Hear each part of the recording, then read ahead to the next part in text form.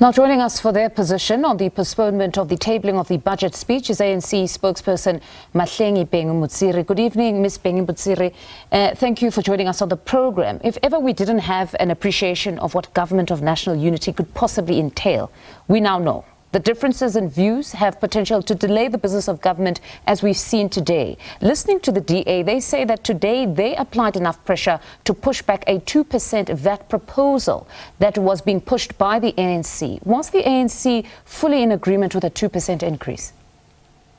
No, it is a conversation that is ongoing within the ANC, but we had allowed National Treasury to do the bean counting that it needs to do, and obviously persuade members of cabinet about the correctness of whatever budget proposals that were being tabled today, that were going to be tabled today, and of course now we have postponed.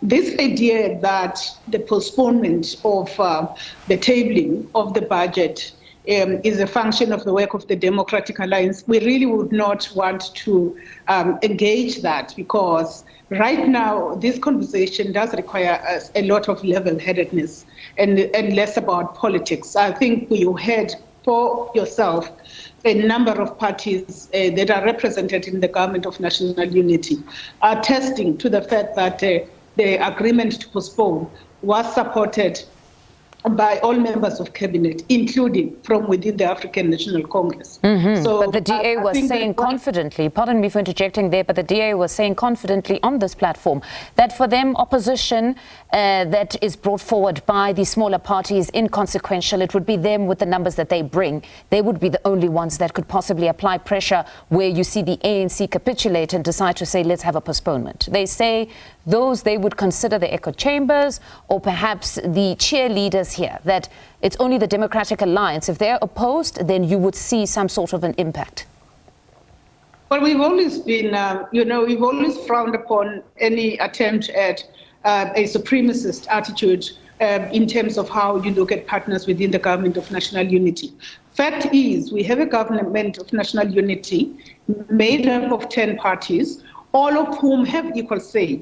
And I think the important thing about this, if we really are becoming level-headedness about this discourse, is to acknowledge that these are really, uncharted territories, in a sense that for the first time we have a budget that is being tabled under the government of national unity.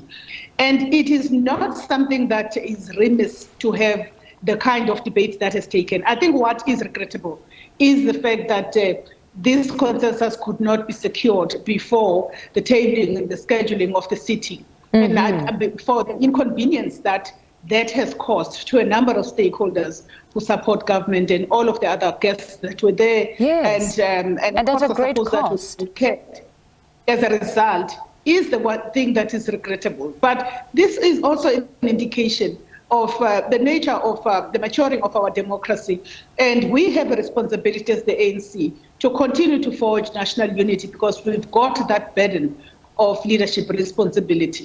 But many would say that maturation of our democracy is coming at a great cost, because not only did you have the parliamentarians that had to fly to parliament, you had the guests, you've also got a number of events that are generally ones that are organized by corporates throughout this period when you have just after the budget speech. So most certainly of great cost. But what we understand, having spoken to the Speaker of Parliament, is that it indeed was the 11th hour. It was 10 minutes to 2 p.m.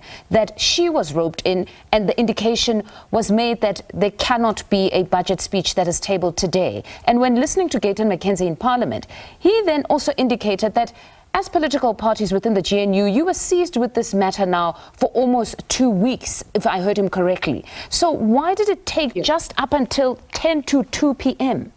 for a decision to be taken that we cannot go ahead? Because essentially, as we know as journalists, there would have been a speech that had already been typed. There would have been the lockup where you had the journalists already being taken through the rationale of the minister as to the speech and where we are economically. So 10 to 2, that was now really the 11th hour. No, absolutely. That's absolutely correct. We've said that this situation, from our perspective as the ANC, is regrettable. But having said that, it is important for Cabinet to go back, manage this situation better. It is not the first time that there are major differences, maybe not so much about the budget speech. It has happened even in conditions when we didn't have a government of national unity. We've seen Parliament descending into chaos, something that we have not seen recently. And this is something to be applauded, as much as we must not be comfortable with what happened today. What is the challenge going forward? The challenge is going to be to sustain consensus seeking in the way we do our business in South Africa, both in government, in the executive, as well as in Parliament, and generally in society. And we must have that dialogue, which is why the national dialogue is so important, because there is nothing wrong with the spirited differences. I think the timing and the conclusion that we couldn't proceed to table the budget through the Minister of Finance is really the issue here. But that there must be debate and spirited debates. It's important. It's also important that we must debunk falsehoods. And I see on your screen Patricia de Lille, who literally warned members in the House not to use this thing for point scoring, because it's a matter of national interest. And I think that is exactly what we would like to echo. A number of parties did speak to the fact that this is not about the DA and the ANC. For that matter, the statement of intent that the 10 parties in the GNU have signed up for does speak about seeking consensus as much as possible. The ANC has in it to be able to pursue and forge ahead with budget proposals that are favorable to our policy position. But it is important that in our pragmatic leadership, we continue to drive consensus. And that is essentially the tough task ahead now. From today until the 12th, there's going to have to be those very vociferous debates around, or vibrant debates around the spending priorities and the interventions. Where will you find the funding?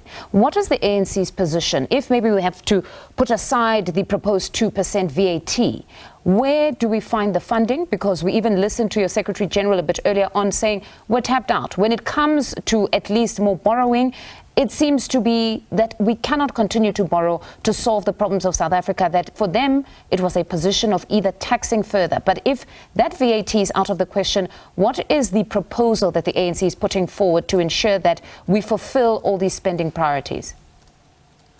We do have a basket of interventions that our Lekgotla proposed.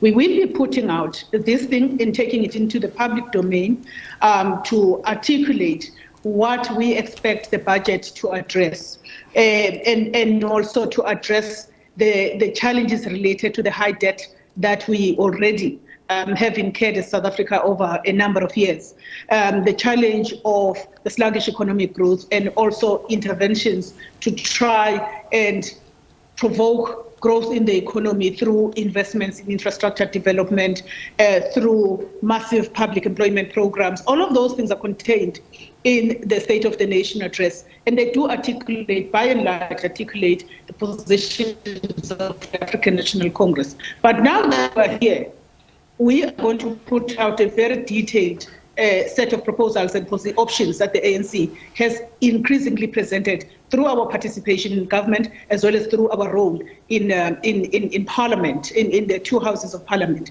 And so that we can address the issue of the VAT increase against a number of other proposals and a number of other policies. On the matter of the VAT increase, I must say that, as indicated even by Gate and McKenzie, there were ANC ministers who spoke on the matter of the VAT increase and spoke not in favor of it, because Cabinet engages now as Cabinet, and we will take into account all of those perspectives by our members, those that are in government, especially those that are closer to the work of the economic cluster. This work is going to be driven by the ANC's Economic Transformation Committee. So it wasn't a unanimous decision, or at least when that proposal was brought forward, it wasn't one that was accepted by all ANC members, at least in Cabinet. Yes. All right. Ms. Bhengu-Motsiri, thank you very much, as always, for your time. That's ANC Spokesperson Mahlengi Bhengu-Motsiri speaking to us.